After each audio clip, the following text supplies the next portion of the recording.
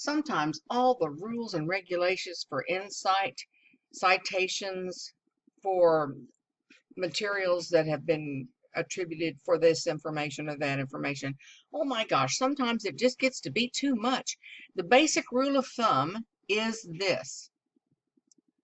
When someone reads your essay, they need to be able to see in the content exactly where information originated. Otherwise, it looks like you are claiming that as your own original thought. And so the idea is to create an in-text citation that is short and brief and allows the reader to know where they can find the full citation, which is in your works cited page. We never want to include a long URL. We never want to include tons of information. We want to just let the reader know where they can find the information in the main citation on the works cited page. So what I thought I'd do for fun, this is a position paper I wrote over during the pandemic this summer. And if you're excited, you can go over to the examples tab on the far left dashboard, and I've included all of the tutorials where I actually videotaped myself writing this essay.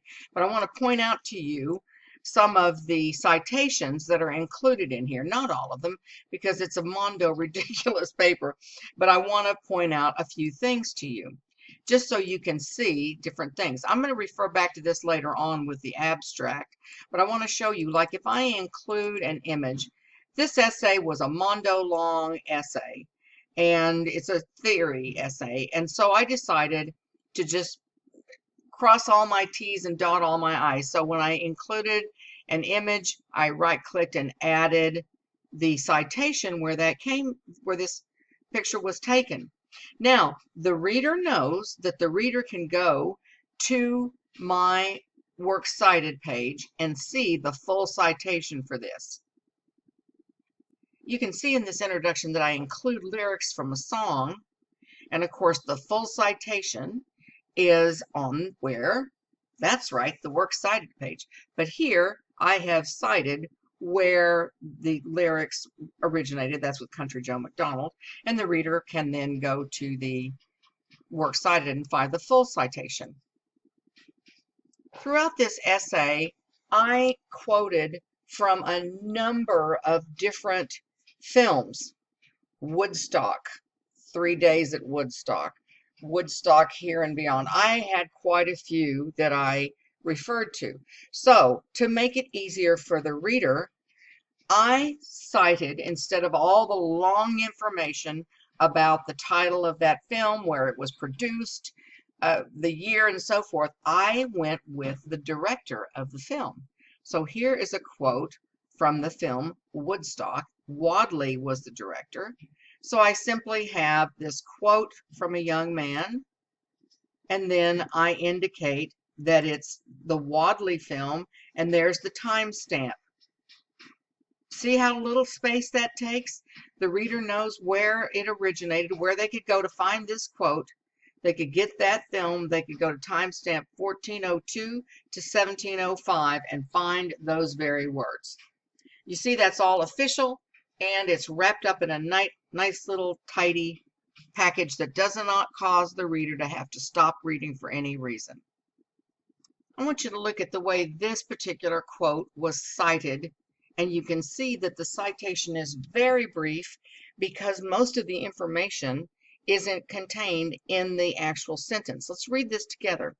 As Edward Ingram Watkin, one of the pioneers of Western esoteric movement, wrote in his acclaimed book, The Philosophy of Mysticism Movement, beyond the measurable earth frequencies requires a penetration to a deeper level, the attainment of a greater, fuller, more ultimate reality than is afforded by any other form of human existence. And all I did was say that that is on page 7. And that's all I need for that inline citation, because I've already given the reader everything they need to know in the actual sentence.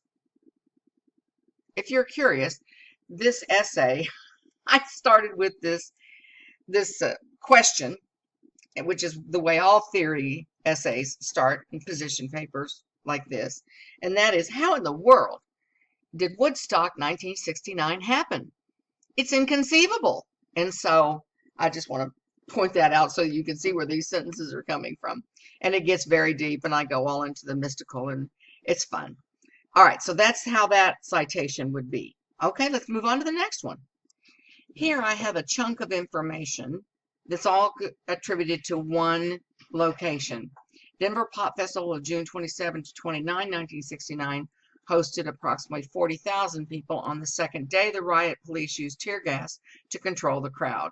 And those two pieces of information came from Monk Video, 420 to 620. So that's 2 minutes of time where you would find this information. Let's look at the big citation for this over in Works Cited.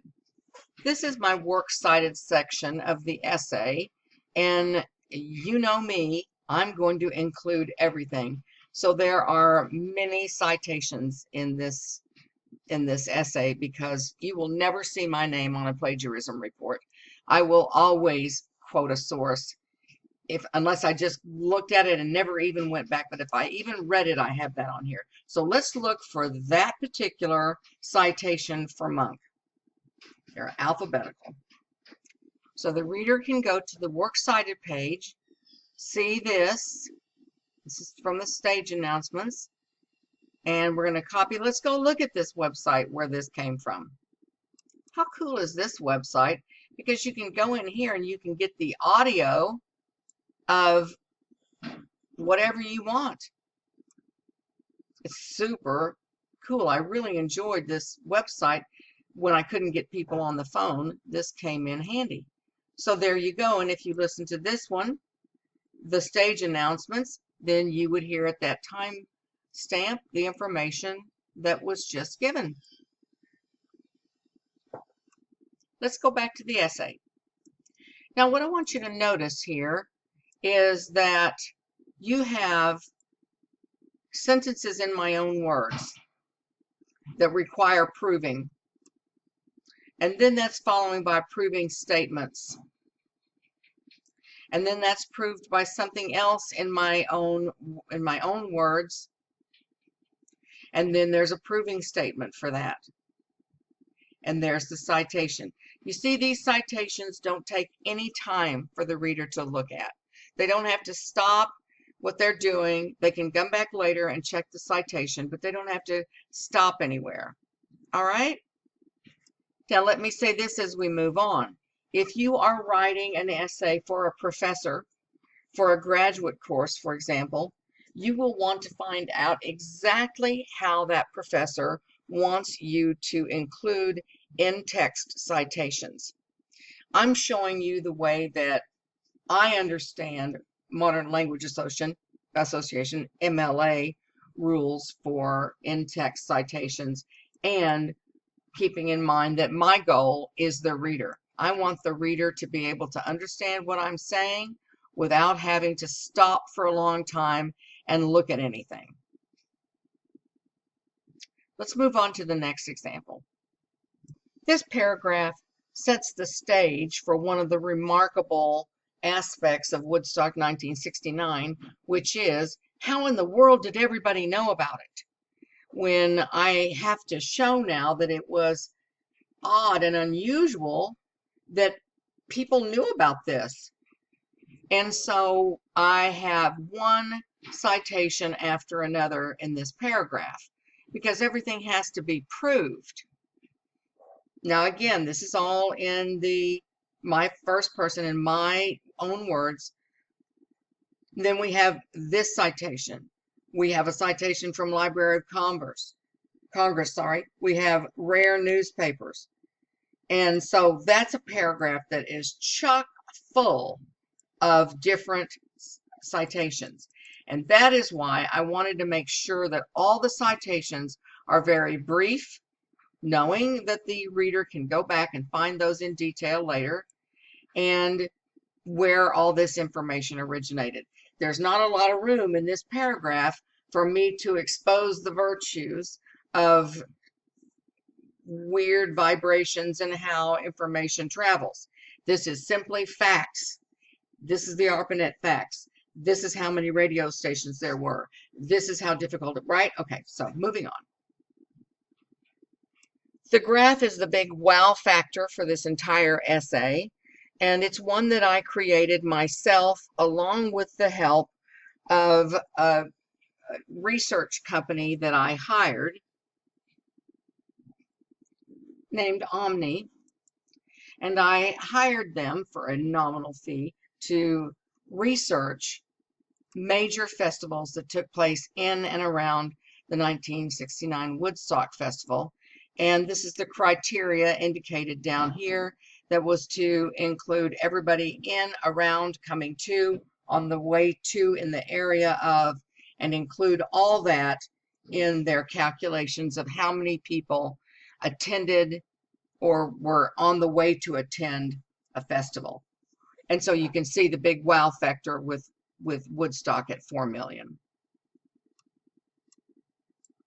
But I indicated how the graph was composed before I showed the graph.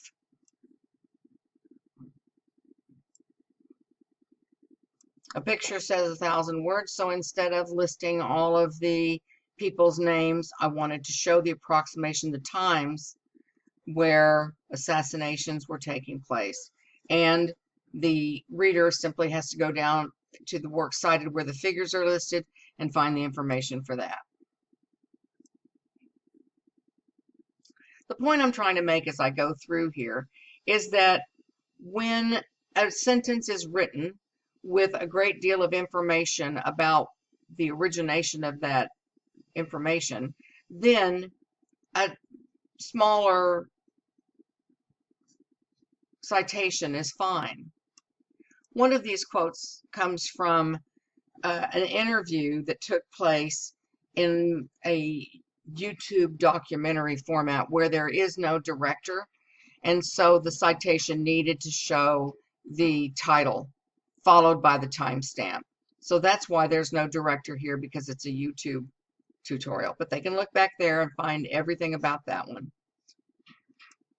Back to the chipmunk thing, one of the interesting things that I found was an obscure interview with chipmunk. It wasn't easy to come up with interviews, so I have this short interview, and so it's from here, and the timestamps are there, and then the citation is quite long, so I pared it down to where the reader would be able to easily find that interview with him. I'm trying to think if there's anything else I need to show you from here. In the writing of a sentence, whenever I'm including a quote and I need to make that readable within the sentence, I can add words to the quote using the brackets and insert that into the actual quote. That tells the reader that these are the actual words spoken. This is a word that I added to make that quote fit within a sentence. Once I got into the mystical realm of how everything happened, and I use a numerology and some other things to explain how 600,000 people were involved in a torrential downpour and nobody died. So I have some things, quotes within quotes. You're welcome to open this up and look through it if you have things that come up for you like this. But one of the things is like a quote within a book, within a quote, and I just make it as simple as I can for the reader to see where they would be able to find that in this textbook that's already been, this book that's already been referred to. Okay, so that's going to conclude this tutorial, just to give you a feel for whenever you are writing an essay, keep the citations always ever present, so that everyone knows where the information originated, but not so long as to cause the reader to stop time and figure out where in the heck you're talking about this material originating. All right, that concludes this tutorial.